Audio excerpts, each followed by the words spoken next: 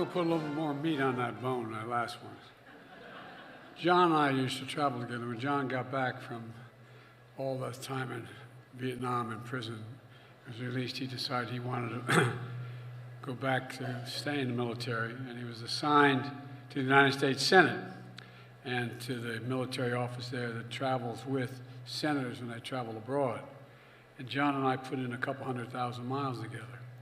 And on our way to, I think I was going to either China, I can't remember what the destination was, China, I think.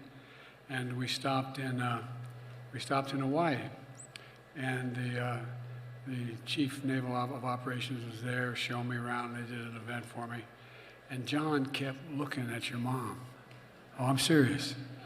And he said, God, she's beautiful. I said, yeah, she is, John.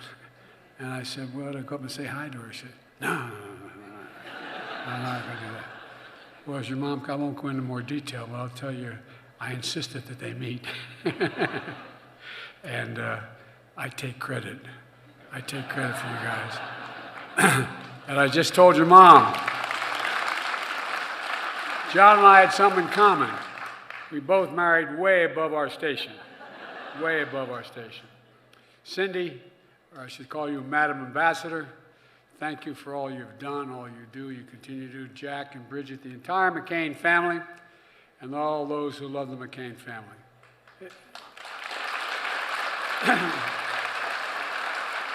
Oh, I didn't see you all up there. Whoa! Don't jump, don't jump. Well, I tell you what, it's an honor to be with you. It's a genuine honor. Governor Hobbs, you've done an incredible job. You've been a leader and defender of democracy, and you've always been available when I've called, and I hope I've been available when you called as well. Ladies and gentlemen, distinguished guests, in the end, John McCain thought about the beginning. 5 years ago, as John was dying from brain cancer, John wrote a farewell letter to the nation that he said that he served so well in both war and in peace. His words track back centuries to America's founding and then toward a triumphant future. Here's what John wrote, and I quote, "We are citizens of the world's greatest republic, a nation of ideals, not blood and soil. Americans never quit. They never hide from history. America makes history." And John was right. Every other nation in the world has been founded on either grouping by ethnicity, religion, background. We're the most unique nation in the world. We're founded on idea. The only major nation in the world founded on an idea. That we are all created equal, endowed in the image of God, endowed by our Creator to be able to treat it equally throughout our lives. We've never fully lived up to that idea, but we've never walked away from it. But there's danger we're walking too far away from it now, the way we talk in this debate, in this country. Because a long line of patriots like John McCain kept it from ever becoming something other than what it is. I often think about our friendship of 40 years. The hammer and tong debates we'd have in the Senate. We'd argue, we're like two brothers. We'd argue like hell. I mean, really go at one another. Then we'd go to lunch together. No, not a joke. Or John would ride home with me. I mean, we travel the world together. And by the way, when he found this magnificent woman and got married, I'm the guy that convinced him to run in Arizona as a Republican. Bless me, Father. No, but you got to admit, Cindy, I did. I talked to him and I said, John, you can do this job. My only worry is you'll do it too well. But look, running on opposite sides of the nation's highest office when he was running for president and I was on the vice presidential ticket, we still remained friends. The conversation he had with my son, Bo, the Attorney General of the state of Delaware, a decorated major in the U.S. Army, was a guy who spent a year in Iraq, about serving in a war overseas, about the courage and battle against the same cancer. And that took John and my son. 2 weeks ago, I thought about John as I was standing in another part of the world, in Vietnam. I don't want to be, excuse me if it was an emotional trip. I was there to usher in a 50-year arc of progress of the two countries, pushed by John, and I might add, another John, this former Secretary of State, John from Massachusetts, won the Silver Star as well. Once at war, we're now choosing the highest possible partnership made possible through John's leadership. I mean it sincerely. Think about it. While in Hanoi, I visited a marker depicting where John had endured all the pain. Imprisoned 5.5 years, solitary confinement for 2 years, given an opportunity to come home if he just said a couple things. He was beaten, bloodied, bones broken, isolated, tortured, left unable to raise his arms above his shoulders again. As I stood there paying my respects, I thought about how much I miss my friend. And it's not hyperbole. From the bottom of my heart, I mean this. I thought about something else as well. I thought about how much America missed John right now. How much America needed John's courage and foresight and vision. I thought about what John stood for, what he fought for, what he was willing to die for. I thought about what we owed John, what I owed him, and what we owe each other. We owed each other as well, Americans as well. You see, John's one of those patriots, when they die, their voices are never silent. They still speak to us. They tug at both our hearts and our conscience, and they pose the most profound questions. Who are we? What do we stand for? What do we believe? What will we be? For John, it was country first. Sounds like a movie, but it's real with John. Honor, duty, decency, freedom, liberty, democracy.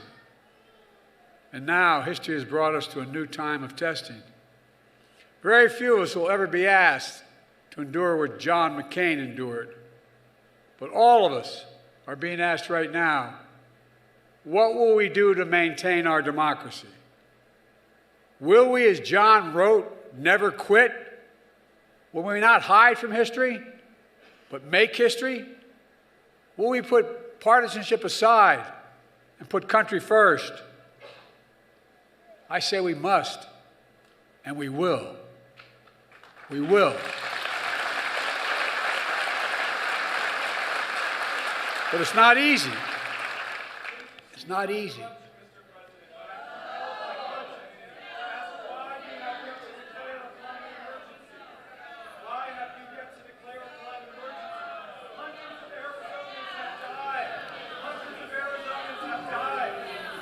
Why don't you wait after, hang on a second. I'll be happy to meet with you after I speak, okay?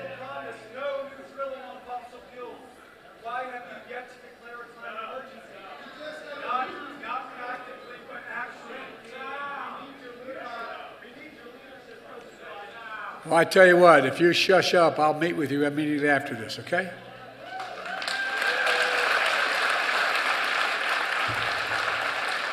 But democracy never is easy, as we just demonstrated.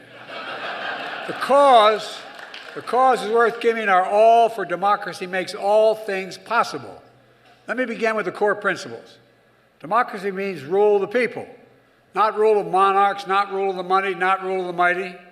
Regardless of party, that means respecting free and fair elections, accepting the outcome, win or lose. It means you can't love your country only when you win.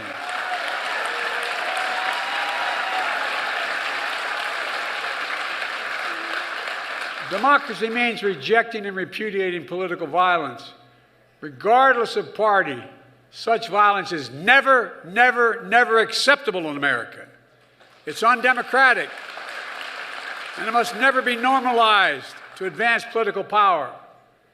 And democracy means respecting the institutions that govern a free society. That means adhering to the timeless words in the Declaration of Independence. We hold these truths to be self-evident. a mission statement embodied in our Constitution, our system of separation of powers and checks and balances. Our Constitution, the bulwark to prevent the abuse of power, to ensure we, the people, move forward together under the law, rather than believing the only way is one way or no way at all. But our institutions and our democracy are not just of government. The institutions of democracy depend on the Constitution and our character, and the habits of our hearts and our minds. Institutions like the McCain Institute and the new McCain Library that will be built at Arizona State University with the funding from the American Rescue Plan, which I signed into law when I came to office.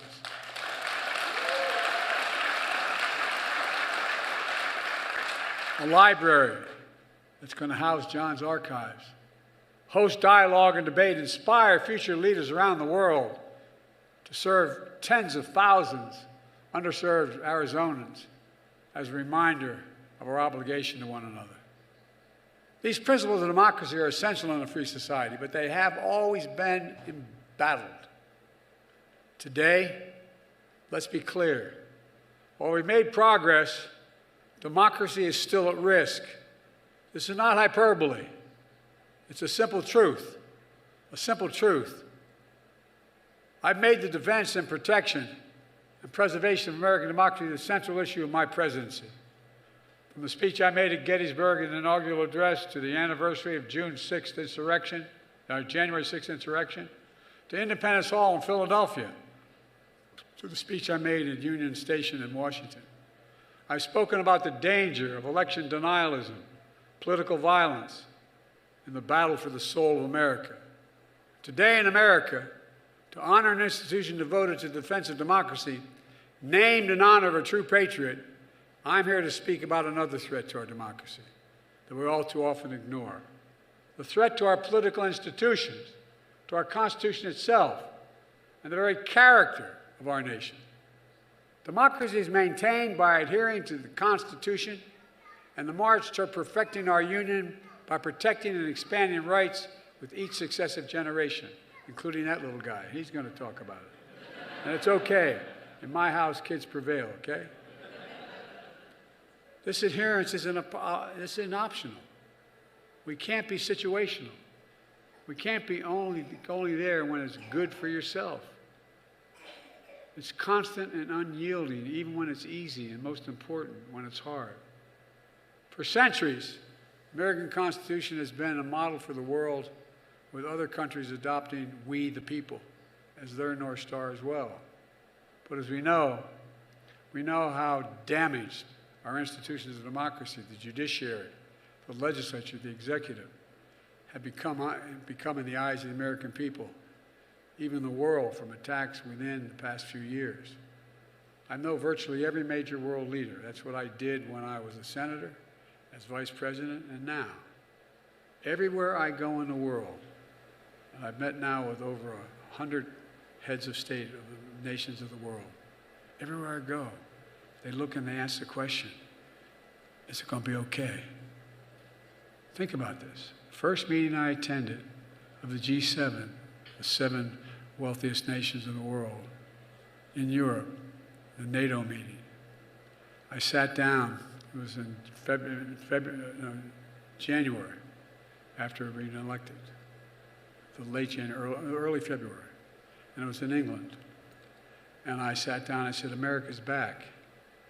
And Macron looked at me and said, Mr. President, for how long? For how long? And then, the Chancellor of Germany said, Mr. President, what would you think if you pick up the paper tomorrow, the London Times, and it said 1,000 people broke down the doors of Parliament, marched and killed 2 bobbies in order to overthrow an election of the new Prime Minister? What would you think then? What would America think? What would we think? The leading nation in the world, having gone through what we went through. And many of you travel internationally. Many of you know people around the world. I'd be surprised if you heard anything different than a concern about, are we okay? Is the democracy going to be sustained? For that institutional damage, we see distrust and division among our own people. I'm here to tell you We lose these institutions of our government at our own peril. And I've always been clear, democracy is not a partisan issue. It's an American issue.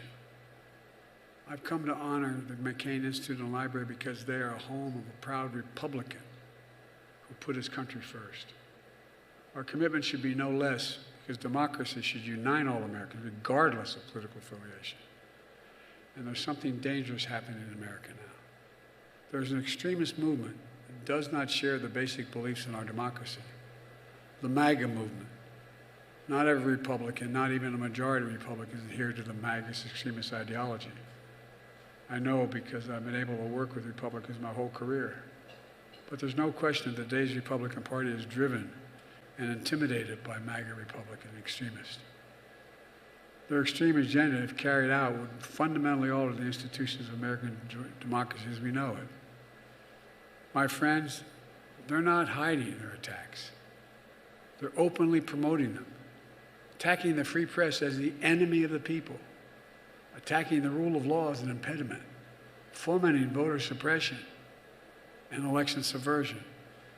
Did you ever think we'd be having debates at your stage of your careers where banning books and burying history? Extremists in Congress more determined to shut down the government, to burn the place down, than to let the people's business be done. Our U.S. military, and this is not hyperbole, I've said it for the last 2 years, is the strongest military in the history of the world. Not just the strongest in the world, in the history of the world. The most diverse, the most powerful in the history of the world. And it's being accused of being weak and woke by the opposition. One guy in Alabama is holding up the promotion of hundreds of these officers. Frankly, these extremists have no idea what the hell they're talking about. No, I'm serious. They're pushing a notion the defeated former president expressed when he was in office and believes applies only to him. And this is a dangerous notion. This president is above the law, no limits on power. Trump says the Constitution gave him, quote, the right to do whatever he wants as president, end of quote. I've never even heard a president say that in jest. Not guided by the Constitution or by common service and decency toward our fellow Americans, but by vengeance and vindictiveness. We see the headlines. Quote, sweeping expansion of presidential power. A goal to, quote, alter the balance of power by increasing the president's authority over every part of the federal government, end of quote.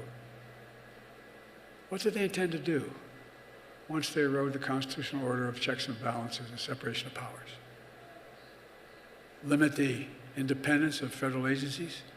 Put them under the thumb of a president? Give the president the power to refuse to spend money that Congress has appropriated if he doesn't like what it's being spent for? Not veto, it doesn't like what it's being spent for, it's there.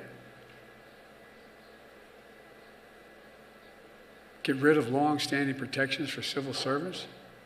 Remember what he did. He was leaving office. He imposed a new thing, the civil service. But then he imposed a new schedule. Schedule F was called. These civil servants had to pledge loyalty to the president, not the Constitution. They did not require any protections of the president to be able to wholesale fire them if he wanted, because they had no civil service protection. One of the first things I got rid of when I became president. Just consider these as actual quotes from MAGA, the MAGA movement. Quote, I am your retribution. Slitting throats of civil servants, replacing them with extreme political cronies. MAGA extremists proclaim support for law enforcement only to say, quote, we must destroy the FBI. It's not one person. It's a controlling element of the House Republican Party. Whitewash attacks of January 6th by calling the spearing and stomping of police quote, a legitimate political discourse. Do you ever think you'd hear leaders of political parties in the United States of America speak like that? Seizing power, concentrating power, attempting to abuse power, purging and packing key institutions, spewing conspiracy theories, spreading lies for profit and power to divide America in every way, inciting violence against those who risk their lives to keep America safe, weaponizing against the very soul of who we are as Americans. This MAGA threat is a threat to the brick and mortar of our democratic institutions. But it's also a threat to the character of our nation that gives our Constitution life, that binds us together as Americans in common cause. None of this is surprising now. They've tried to govern that way before. And thank God they failed. But they haven't given up. Just look at recent days.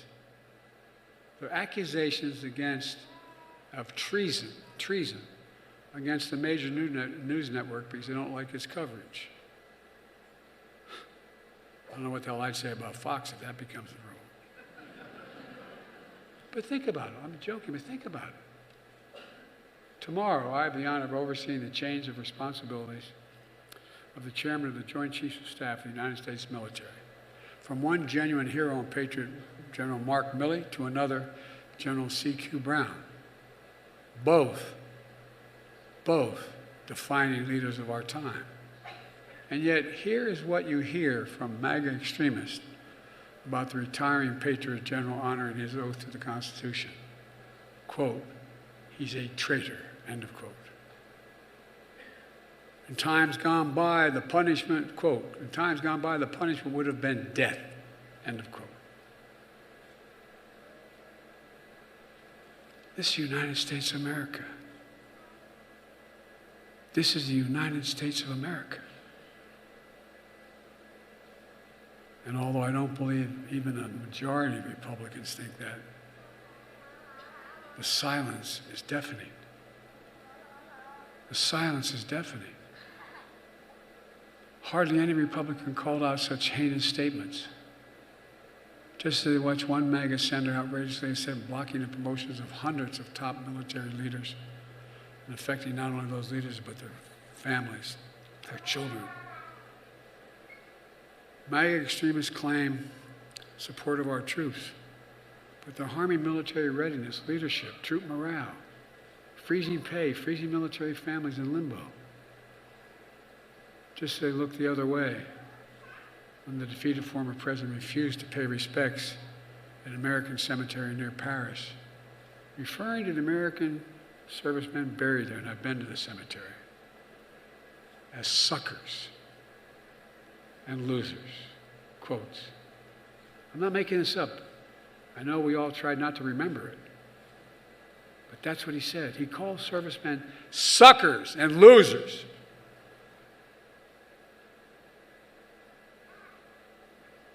Was John a sucker?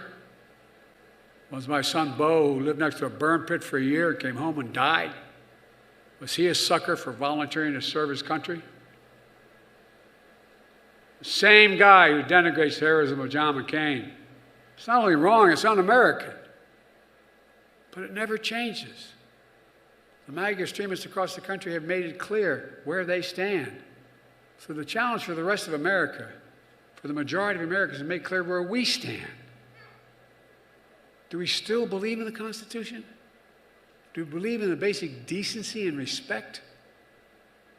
The whole country should honestly ask itself, and I mean it sincerely, what it wants and understand the threats to our democracy. I believe very strongly that the defining feature of our democracy is our Constitution. I believe in the separation of powers and checks and balances, that debate and disagreement do not lead to disunion. I believe in free and fair elections and a peaceful transfer of power. I believe there's no place in America, none, for political violence. We have to denounce hate, not embolden it. Across the aisle, across the country, I see fellow Americans, not mortal enemies. We're a great nation because we're good people who believe in honor, decency, and respect. I was able to get the infrastructure bill passed. It's over $1 trillion. The majority of it so far has gone to red states who didn't vote for me because I represent all of them. No, I'm serious. I represent all Americans, wherever the need is. And I believe every president should be a president for all Americans. To use the office of the President to unite the nation, uphold the duty to care for all Americans. I've tried my very best, and I'm sure I haven't met the test of all of you want me to meet. But tried my very best to meet the highest standards, whether you voted for me or not. Because that's the job, to deliver light, not heat, to make sure democracy delivers for everyone, to know we're a nation of unlimited possibilities, of wisdom and decency, a nation focused on the future. I've spent more time with Xi Jinping than any world leader has. 68 hours alone with just he and I and an interpreter. Traveled 17,000 miles with him here and in China. On the Tibetan plateau, he turned to me and he asked me, he said, "Can you define America for me?" And I was deadly earnest. I said, "Yes." In one word, possibilities. We in America believe anything's possible if we try it. Anything we do together, we can get done. We faced some tough times in recent years, and I'm proud of the progress we made as a country. But the real credit doesn't go to me or my administration for the progress. For this progress, the real heroes of the story are you, the American people. And that's not hyperbole again. Which is why I'm asking you that regardless of whether you're a Democrat, Republican, or Independent, put the preservation of our democracy before everything else. Put our country first. Over the past few years, we can and should be proud American democracy, proud of what we've been able to hold on to. We can't take democracy for granted. Remember when you were in high school and college, if you took political science, it said every generation has to protect democracy? I used to think that that was just a saying. But here I am as President of the United States of America, making this speech about my fear of the diminishment of democracy. Folks, every generation has to be vigilant. You know, toward the end of my Senate campaign, I convinced Strom Thurmond to vote for the civil rights legislation. Not a joke. And I thought, well, you can defeat hate. You can't defeat it. Just bury it. When someone comes along and lifts up the rock and breathes a little oxygen in there, it comes roaring back. It comes roaring back. We should all remember, democracies don't have to die at the end of a rifle. They can die when people are silent, when they fail to stand up or condemn the threats to democracy. When people are willing to give away that which is most precious to them because they feel frustrated, disillusioned, tired, alienated. I get it. I really do. I get it. For all its faults, though American democracy remains the best path forward to prosperity, possibilities, progress, fair play, equality. And democracy requires all of us and all the major parties. You matter. And again, I'm not just trying to be nice here. You matter. All of you in this auditorium. Because history and common sense tell us that we can change things by adhering to our Constitution and our institutions of democracy. Our task, our sacred task of our time, is to make sure that they change, not for the worse, but for the better. That democracy survives and thrives, not be smashed by a movement more interested in power than in principle. It's up to us, the American people. In my view, the more people vote, the more engaged the whole nation becomes, the stronger democracy will be. So the answer to the threats we face is engagement. It's not to sit in the sidelines. It's to build coalitions and community. To remind ourselves there's a clear majority of us who believe in our democracy and are ready to protect it. To the students here today, the young people across the country, You're the reason I'm so optimistic. I know I don't look it, but I've been doing this for a long time. But all kidding aside, I've never been more optimistic about America's chances in domestic and foreign policy as I am today. I really mean it. Because the young people, 100,000 students at this university and all across America, they are the most gifted, the most tolerant, the most talented, and the best educated generation in American history.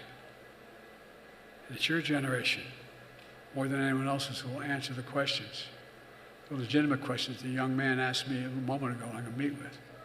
Questions for America. Who are we? What do we stand for? What do we believe? Who will we be? It's not your burden alone, but your generation will not be ignored, will not be shunned, will not be silent. I've said it before. We're at an inflection point in our history. One of those moments that not only happens once every several generations, it happens once every 8 or 9 generations, where the decisions made in a short period of time we're in now are going to determine the course of this country and the world for the next 6 or 7 decades. So, you, me, every American who's committed to preserving our democracy and our constitutional protections, we carry a special responsibility. We have to stand up for American values embedded in the Constitution, the Declaration of Independence, because we know that MAGA extremists have already proven they won't. You know, Madeleine Albright wrote a book, former Secretary of State, saying we're the essential nation. We are, and I think you've sensed it abroad, Cindy, haven't you? Any room I walk into, no matter what heads of state I'm with, everything stops. Not because of Joe Biden, but because I'm President of the United States of America. We are the essential nation. We are the essential nation. The rest of the world's looking. So we have to stand up for our Constitution, our institutions of democracy, because MAGA extremists have made it clear they're not going to. History's watching. The world is watching. And most important, our children and grandchildren will hold us responsible. So let me close with this. In 3 years, we'll commemorate the 250th anniversary of the signing of the Declaration of Independence. A moment not only about our past, celebrating all we've done, but a moment about the future, but all we can be, still be. Imagine that moment and ask, what do we want to be? Now's our time to continue to choose and secure a sacred cause of the American democracy. I know we can meet this moment. John knew we could meet this moment. He believed, as so many patriots before him did, the character, destiny, in our own lives, in the life of this nation. He believed in us. That's what we see in the McCain Institute and Library, and every day places across America doing extraordinary things. And remember that the soul of America depends on the souls of all Americans. How we choose to see our nation, how we choose to see ourselves, how we choose to lead, not only by the example of our power, but by the power of our example. So let's never quit. Let's never hide from history. Let's make history. If we do that, we'll have done our duty to our country and to each other. Future generations will say, we kept the faith. We'll have proved, through all its imperfections, America is still a place of possibilities, a beacon for the world, a promise realized, where the power forever resides with we, the people. That's our soul. That's who we truly are. That's who we must always be. And that's why I've never been more optimistic about America's future. We just need to remember who we are. We are the United States of America. There is nothing beyond our capacity when we act together. Well, God bless you all. May God bless John McCain and his family, and may God protect our troops. Thank you.